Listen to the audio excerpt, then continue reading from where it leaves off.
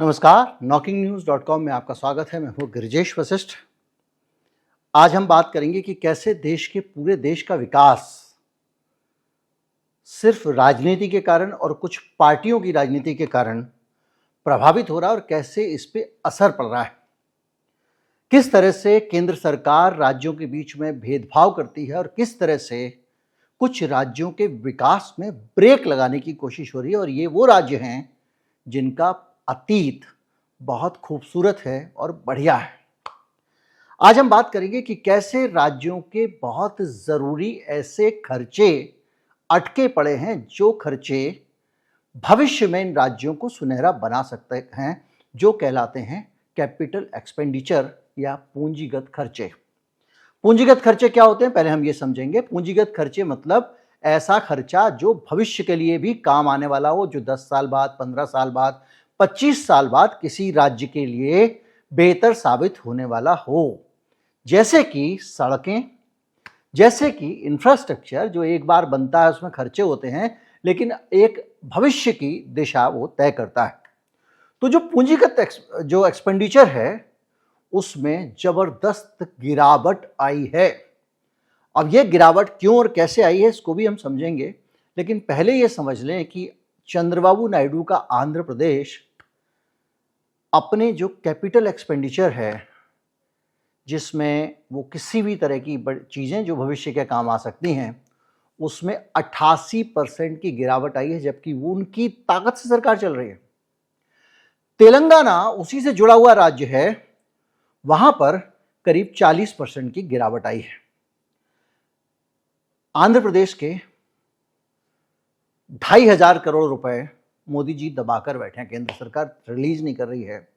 तेलंगाना के 4,000 करोड़ रुपए, चूंकि वहां कांग्रेस की सरकार है, मोदी जी दबाकर बैठे हैं और हालत यह है वहां पे जो कैपिटल एक्सपेंडिचर है वो 40% कम हुआ है। यानी जो मतलब ऐसा समझ लो कि आप अपने घर के हिसाब से समझो तो दाल चावल रोटी तो चल रही है, घर बनाना था उसमें खर्चा नहीं कर पा रहे हैं, वो काम वहीं रुका हुआ है।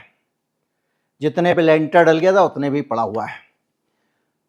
नुकसान गुजरात को भी हुआ है, जबकि वो इनका राज्य है, लेकिन उनके केवल 1,000 करोड़ रुपए रोके गए हैं। लेकिन गुजरात में 25% कैपिटल एक्सपेंडिचर पे इसका असर पड़ गया, यानी यहाँ केंद्र से नहीं तो राज्य की कमी से कम हुआ है। तो क्यों ये कम होता है और इसका क्या फर्क पड़ता है और कैसे पड़ता है, इसको अगर हम देखें। और बात यह है कि जो पूंजी सरकार ने रोकी है, क्या वो सरकार ने जो पूंजी जो पैसा रोक लिया, मैंने आपको जो खर्ची आती है, मान लीजिए आपका जो हक है, ये कोई एहसान नहीं देता है केंद्र सरकार, ये उनका हक है राज्यों का।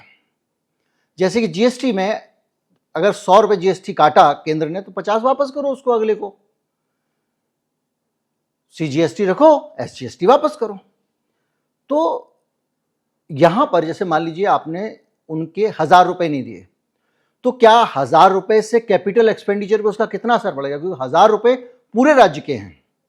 लेकिन अगर वो 1,000 नहीं मिलने के कारण अगर आप कैपिटल एक्सपेंडिचर वाला जो काम है उस पर खर्चा ज़्यादा प्रभावित हो रहा है, मतलब मान लीजिए मेरे घर पे मुझे जो है वो घर चलाने के लिए 10,000 रुपये मिलते हैं और उस 10,000 रुपये में से आप 2,000 काट दोगे तो मैं घर का आटा दाल चावल रोटी तो पहले चलाऊंगा, उसके बाद वो लेंटर डल रहा है उसमें 2,000 खर्च करूंगा ना।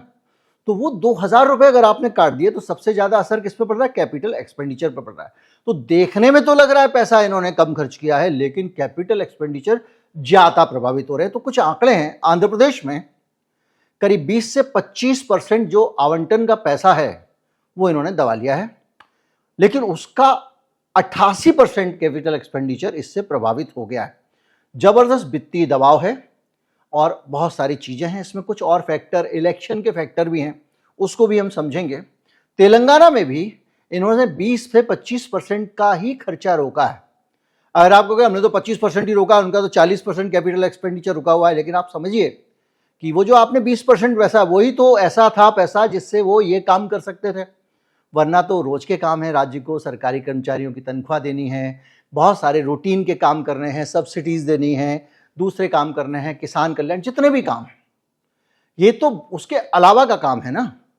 तो अगर आप देखें तो तेलंगाना में 20 से 25% इन्होंने कटिंग की है और 40% के करीब उनका कैपिटल एक्सपेंडिचर प्रभावित हुआ है।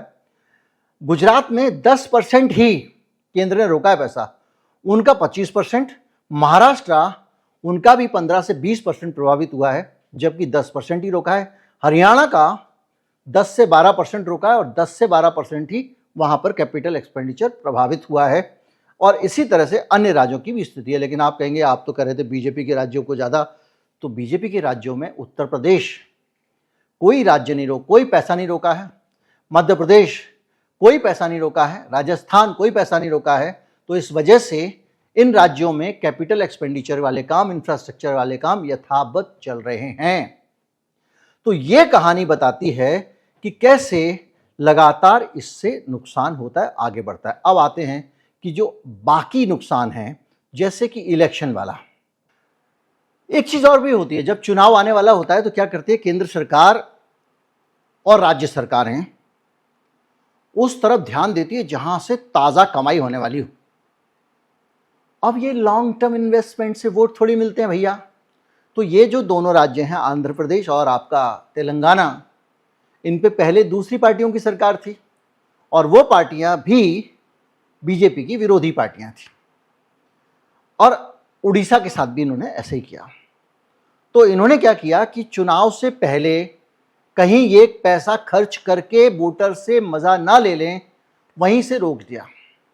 और उन्होंने भी ये किया कि कैपिटल एक्सपेंडिचर के काम छोड़ो, पहले वोटर लुभाओ प्रोग्राम में पैसे लगा दो। तो इन्होंने चुनाव से पहले भी ये काम करना शुरू कर दिया। तो अब एक फैक्टर ये भी आता है कि इलेक्शन आने पे कैपिटल एक्सपेंडिचर में बुरा असर पड़ता है। अर्थशास्त्र का विद्यार्थी मुझे टोकना चाहेगा कि आपने केंद्र सरकार के सिर पे रख दिया, आपने कैपिटल एक्सपेंडिचर वाली बात तो की नहीं। लेकिन यहां एक कैच है, जो डेटा मैं आपको दे रहा हूं ये पिछले 3 महीने का है, यानी ये उसके बाद का है जब चुनाव खत्म हो चुके थे। यानी चुनाव के कारण अगर कैपिटल एक्सपेंडिचर रोका गया था, चुनाव हो गए, तो उसके बाद तो कैपिटल एक्सपेंडिचर मिलना चाहिए। तो ये एक अपने आप में काफी असर डालता है। अब एक दिमाग में आपके सवाल आएगा, मेरे भी आया था, इसलिए मैंने इसका उत्तर खोजा कि भाई अगर रिकॉर्ड जीएसटी कलेक्शन हो रहा है आंदो करके, हर बार रिकॉर्ड, जब भी जीएसटी आता है रिकॉर्ड जीएसटी कलेक्शन, आप अखबार में खबर छप पढ़ते होंगे, तब क्या दिक्कत है इन राज्यों को? भाई जीएसटी से तो कमाई हो ही रही है, जीएसटी तो राज्य को मिलता है, आधा केंद्र को मिलता है। तो पता चला कि ये जो आता है ये रेवेन्यू है, जो जीएसटी में पैसा आता है, और इसका ज़्यादातर पैसा वेतन, पेंशन, कल्याणकारी योजनाओं, उधार का, जो उधार भी तो सब राज्यों ने लिया हुआ है। अच्छा हाँ, एक चीज़ मैं आपको बता दूँ, ये जो अक्सर हम बात करते हैं ना, सरकार पे लोन है, सरकार पे कर्जा है, ये विदेशी कर्जे की बात तो करते हैं, ये डोमेस्टिक लोन जो है इसमें भी तो सरकार डूबी हुई है। राज्य सरकारों ने अलग ले लिया है, नगर पालिकाओं ने अलग ले लिया है, केंद्र सरकार ने अलग ले लिया है, उसकी बात होती नहीं है। तो यहाँ पर जब राज्य सरकारें ब्याज का भुगतान कर रही हैं तो ये भी एक मोटा खर्चा है जो जीएसटी से किसी तरह से निकलता है। और जीएसटी इसलिए जो राज्य के पूरे खर्चे को कवर नहीं कर पाती है, और इसीलिए कुछ चीज़ें ऐसी होती हैं जो अपने आप में असर डालती हैं। यानी कुल मिला के अगर आप इस चीज़ों को समझें, अब और ज़्यादा डेटा में घुसने के बजाय, तो एक राज्य की प्रगति, वो कहते हैं ना, ये तो ठाई के डेरा जैसा है, गए रोटी बनाई खाई, जो बहुत सारे आपने देखा होगा बंजारे रहते हैं, सड़क किनारे उन्होंने खाना बनाया, चूल्हा जलाया, रोटी बनाई, धोया होया, चल दिए। तो राज्य खा कमा तो रहे हैं, लेकिन स्थिति तो उनकी यही है। लेकिन जिंदगी में वो उस दशा में पहुंच गए हैं कि ना तरक्की करेंगे नहीं और भूखे मरेंगे नहीं, क्योंकि तरक्की करने के लिए चाहिए कैपिटल एक्सपेंडिचर, तो तरक्की वाला उनको पैसा नहीं मिल रहा है। अब आप आंध्र प्रदेश और तमिलनाडु का 5 साल बाद का परिदृश्य देखिए।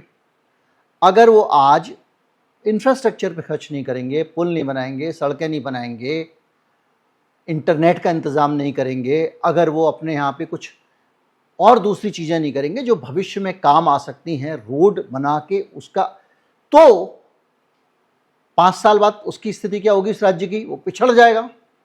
उत्तर प्रदेश को दे दिया, उत्तर प्रदेश अपनी तरक्की करता रहेगा। मध्य प्रदेश को दे दिया, मध्य प्रदेश तरक्की करता रहेगा।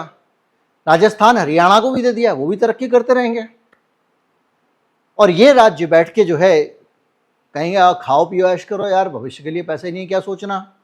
तो इनका घर नहीं बन पाएगा, ये रहेंगे वहीं फुटपाथ पे सोते हुए, क्योंकि इनके पास में जो कमाई आ रही है वो यही आ रही है, कर्मचारियों का वेतन दे दो, ब्याज चुका दो, वगैरह वगैरह। तो कुल मिला के इन पूरे राज्यों का भविष्य, देश के विकास का भविष्य टुच्ची राजनीति के चक्कर में खतरे में पड़ गया है। भाई आपके पास में जो पैसा है वो आपके पिताजी का पैसा तो है नहीं, पैसा आपका है, वो उस राज्य के हिस्से का पैसा है। भाई समय पे उसको पैसा दे दो। अब उसमें वो कहते हैं अंधा वाटे रेवड़ी छीन छीन के दे कि भैया ये हमारी पार्टी वाला है तो हम इसको तुरंत दे देंगे, ये दूसरी पार्टी वाला है तो आराम से देंगे। इस तरह की चीज़ें जो हैं, ये देखने में ये खबर आपको वो एक नॉर्मल ऐसे अर्थशास्त्र की खबर क्या लेके आगे लग रही होगी, लेकिन इसके अंदर देश के विकास की कहानी है।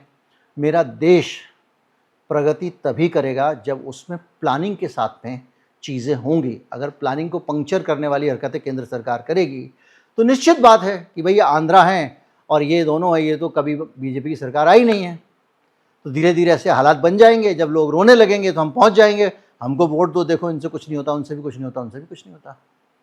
लेकिन सफ़र करेगा वो राज्य। नमस्कार, जय हिंद।